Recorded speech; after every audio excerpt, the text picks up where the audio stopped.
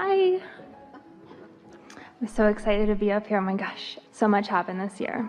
It was 1 year of trying to pick up momentum, turning it around, and just this year everything happened. So it was 1 year of being more in alignment with who I really am, so that the momentum, which always comes, took me more in the direction of what I wanted to be rather than in the direction of what I don't want to be. Yeah. And the reason that it was such a fantastic year is because I was aware of what I was doing. So as the momentum ensued and things were unfolding, I could feel my hands in the clayness of it. Oh yeah. Yeah. Yeah, totally. Yeah. I don't even want to talk about the year before that. Yeah. But it brought me to here. Yeah. And it filled your vortex full of wonderful things. So many things. Yeah. Yeah. I wrote a book in like 4 weekends. I just wrote it. Yeah. Submitted to a publisher. Yeah. Went to Hawaii twice. Yeah. Met Wayne Dyer. Now I'm here. Yeah. I won the lottery. Yeah. I won the lottery 3 times. Tell him it was $100,000 to win $100,000. It was really close. It was close. I was 1 digit away from $90 million. Like 1 digit. I said that for like 3 days. One digit. But then I was so excited, right? Because there was still some money there.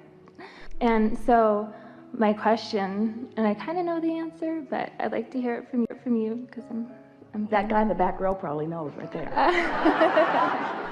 We are not making fun of you. We are appreciating every single thing you said, and we liked the thoughtfulness with which you said it, and you're right on track. And we think it's a good idea for you to keep writing things down as they are inspired to you, because they are really, really good. Yeah. Yeah. Yeah. And I took a lot of naps before I won the lottery. I was napping frequently. Yeah.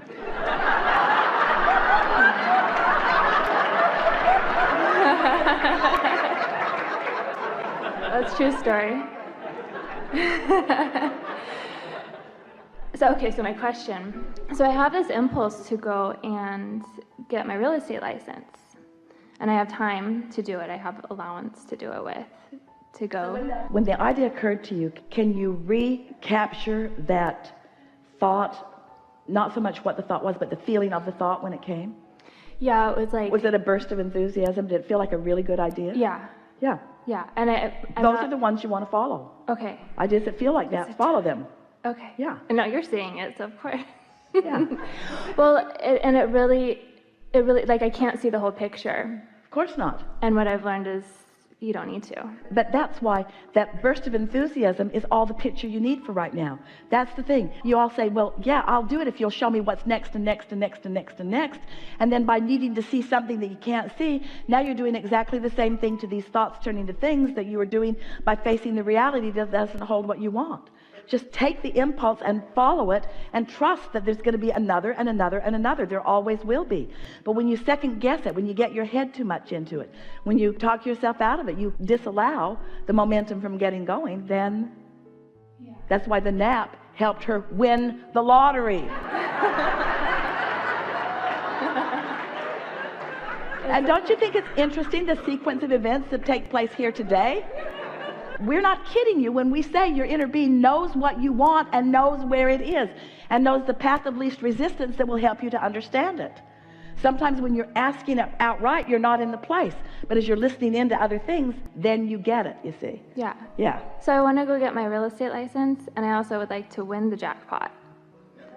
And so do I just... But feel the difference between the impulse to get the real estate license and the idea of winning the jackpot. Yeah. Feel the difference between the idea of winning the jackpot and the impulse to go buy a ticket.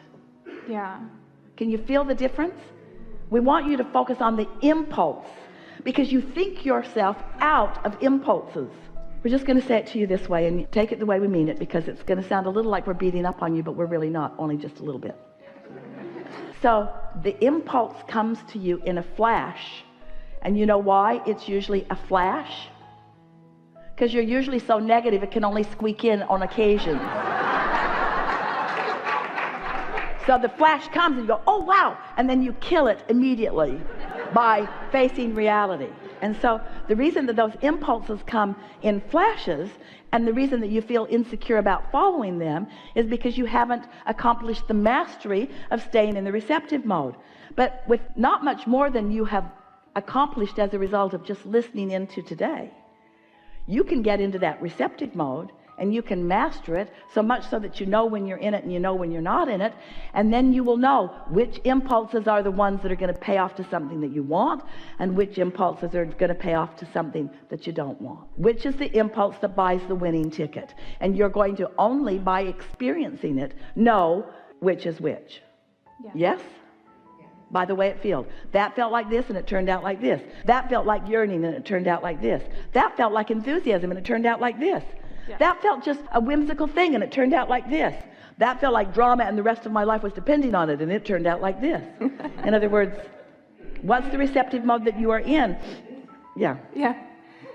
And right after I won the lottery, I was like, I can do anything. So I really tried to win the lottery after that, and that did not feel like it didn't feel on track. Now, this is the most important conversation that we've ever had with anybody about anything in regards to deliberate creating. So you had an experience, and let's isolate it. Let's talk about how that experience happened. That was an impulse from alignment that led to that. But then the next ones were not impulses that came from alignment. They were conjuring and thinking and working and efforting and planning and plotting and defending and justifying and... Yeah, and then the lottery went up. Are you getting this? Yeah. And it went up to like 1.5 billion, and I kept thinking, why is nobody winning? And I like went into this place. But then before that, I was playing. Like I was playing with, oh, look, my favorite number's there. Your words are the most important words that have ever been spoken in a seminar. They're your words. I was playful. I felt playful. Yeah. I felt playful, and therefore I was in the receiving mode. And in my playfulness, I just followed it, even though it wasn't even rational, maybe. Yeah. So these are the things that we want you to consider that have been received by you just now, today. You now know that your inner being is aware of where you are in relationship to what you want. You know that right now? You know that? And so if your inner being knows where you are in relationship to what you want, isn't it logical that you would want your inner being to tell you? Now, what you know about your inner being, what does that mean? What frame of mind do you have to be in? Are you on your knees praying from need? Is that the receptive mode? Or are you in appreciation? Are you in applauding? Are you in sincere appreciation of positive aspects of something? Are you light or are you heavy? Are you easy or are you tense? Are you worried or are you feeling free? Are you struggling or are you happy? This is what we're talking about. Get into that happy place and do whatever it takes to get there, and then watch what happens, and then notice the correlation between I felt like this and that happened, and I felt like that and that happened, because words don't teach. It's only life experience that teaches. Yeah. Really good. I'll chew. Really good.